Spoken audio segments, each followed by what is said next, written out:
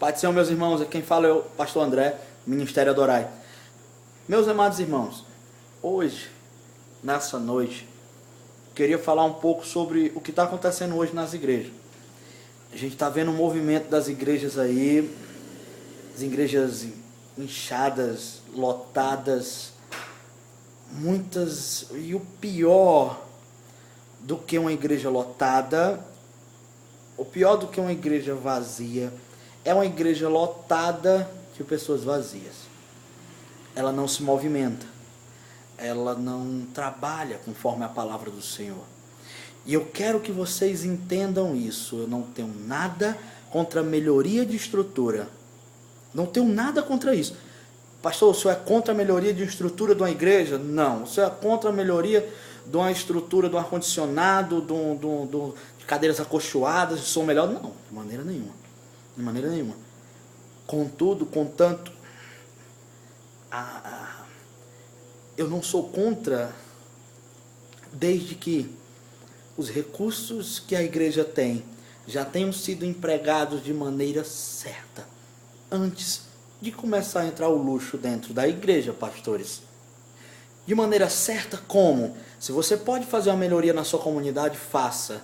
Ah, mas é o governo que tem que fazer, a prefeitura que tem que fazer. Se a igreja não se prontifica em fazer nada, não adianta ter uma igreja na comunidade, se ela não faz nada. Jesus Cristo nos ensinou que nós devíamos ajudar aos pobres e aos órfãos. Meus irmãos, sério, está lotado de órfãos no meio da rua.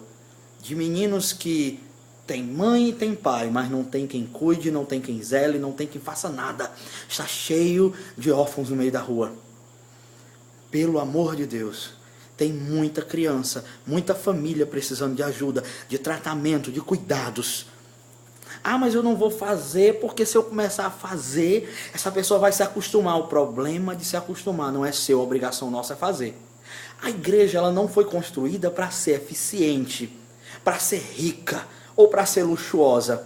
A igreja, ela existe para ser fiel. E se a igreja não é fiel à palavra do Senhor, não tem necessidade que essa igreja exista. Não tem necessidade. Há choro dentro de uma igreja que não é fiel.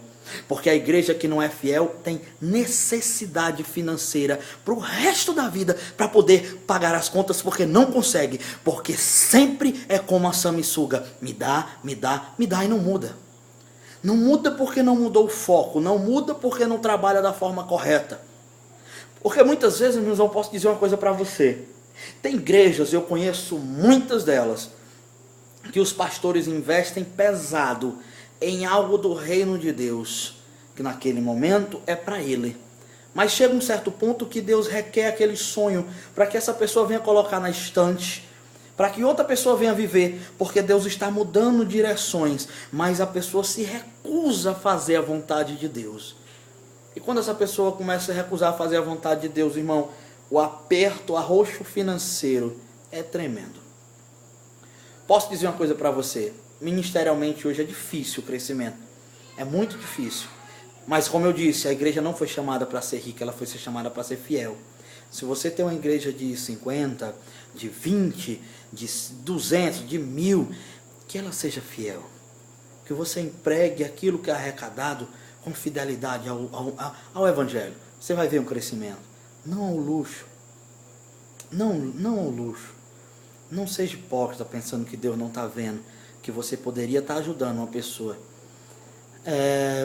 Deixe de pagar um carro de 3.000 reais de prestação, paga um de 1.500, bota mais um irmão para trabalhar dentro da igreja, né? Ajuda lá, dá uma ajuda de custo, é mais uma família, né? Deixa de ser egoísta.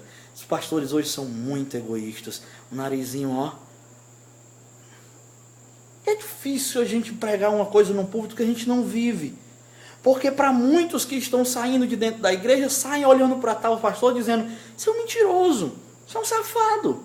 E hoje em dia nós vemos igrejas que são como rodoviárias, lotadas, sempre de pessoas diferentes. Vocês já notaram isso? E quando você tira para fazer um culto, que é um culto para ministério, um culto ministerial, um culto doutrinário, é um gato pingado de pessoas. E são aquelas pessoas ali que mantêm a igreja. São aquelas pessoas que não... E preste atenção, as pessoas que estão por ali elas procuram conhecer menos as pessoas, por isso que continuam mais tempo. Às vezes elas se envolvem na militância, quando precisa, para um projeto, uma coisa, mas elas não estão ali com relacionamento direto com as pessoas da igreja, por isso que permanecem muito tempo.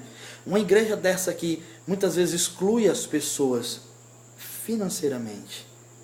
Você olha e vê a panelinha do pastor é com fulano que tem dinheiro. A panelinha do obreiro, dos obreiros é com quem tem dinheiro.